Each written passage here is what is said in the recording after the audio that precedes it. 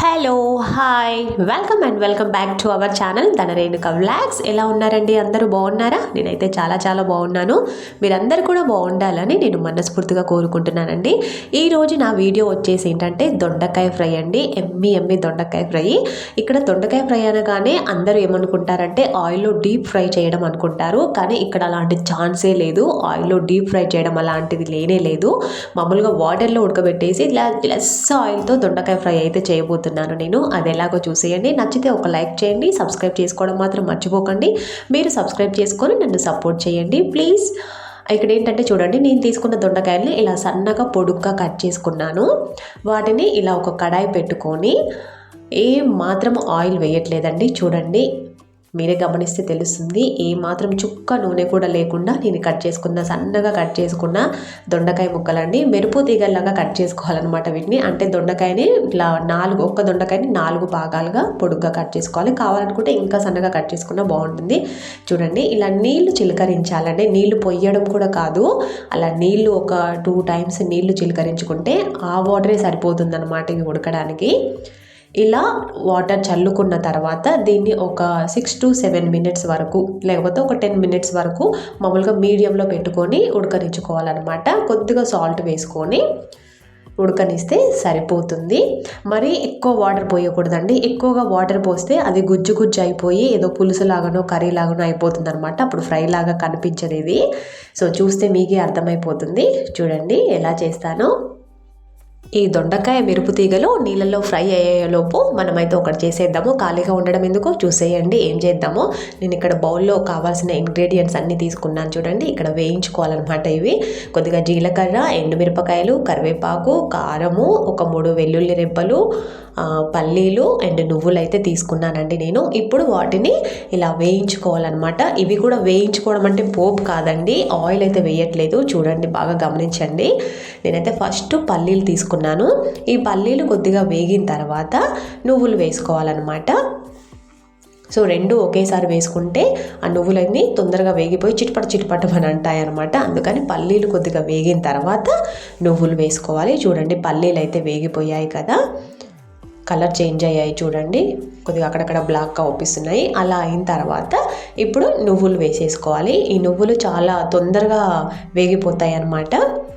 చూడండి ఎలా చిటపట్టమని ఉంటాయో ఇప్పుడు. ఇంకా వీటిలో ఇప్పుడు నేను తీసుకున్నవి ఉన్నాయి కదండి, అవన్నీ కూడా వేసుకొని వేయించుకొని ఏం చేస్తానో చూసేయండి మీరే.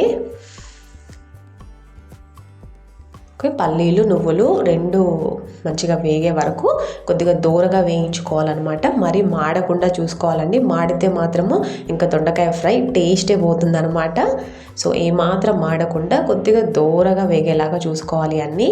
పల్లీలు నువ్వులు వేగిన తర్వాత ఒక 3 ఎండుమిర్చి అయితే ఇలా తుంపుకొని వేసుకున్నాను అనమాట నేను. ఆ తర్వాత కొద్దిగా కరివేపాకు. చాలా హెల్దీ అనమాట ఇవన్నీ కూడా నేను వేసేది.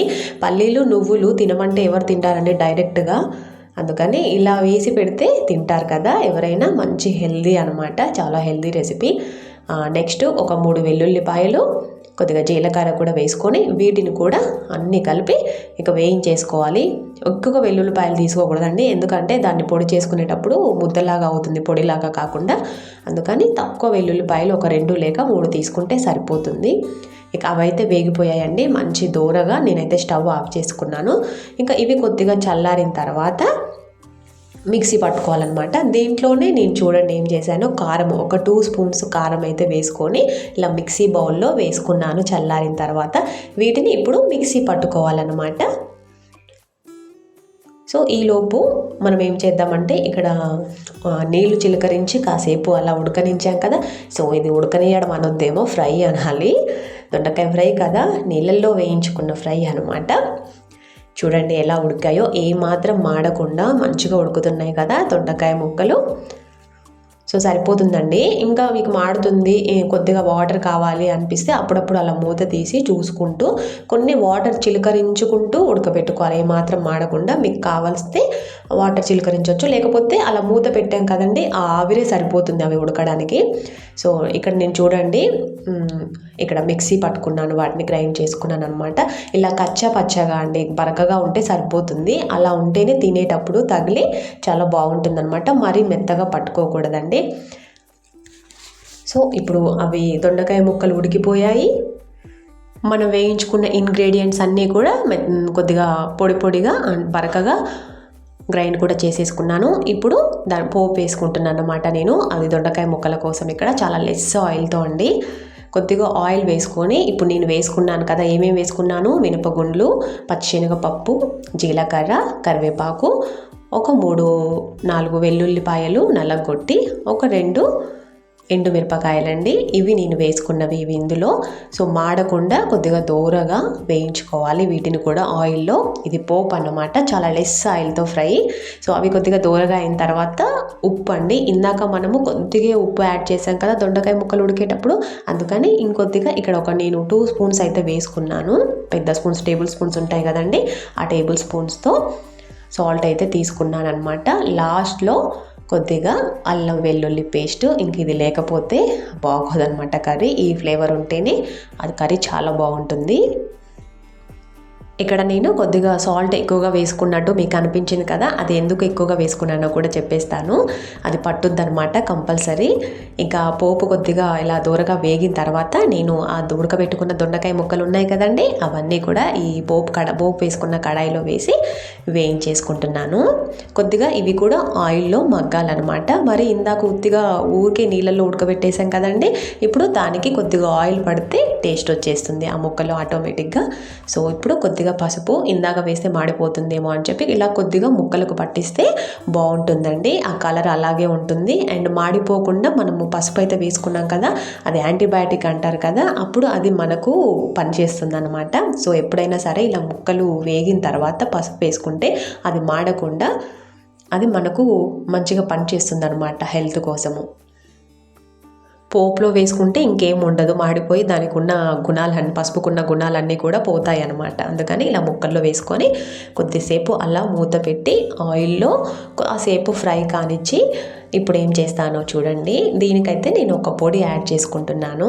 అదేంటంటే శనగపిండి అండ్ బియ్యపిండి కాంబినేషన్ అనమాట. ఇది లైట్గా.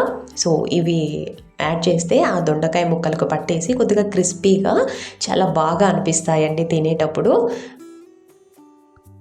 ఓన్లీ శనగపిండి ఒక్కటే వేసుకుంటే కొద్దిగా మెత్తగా అయిపోతుంది. అందుకని కొద్దిగా బియ్యపిండి కూడా కలిపి వేసుకుంటే కొద్దిగా క్రిస్పీగా ఉంటాయి అన్నమాట.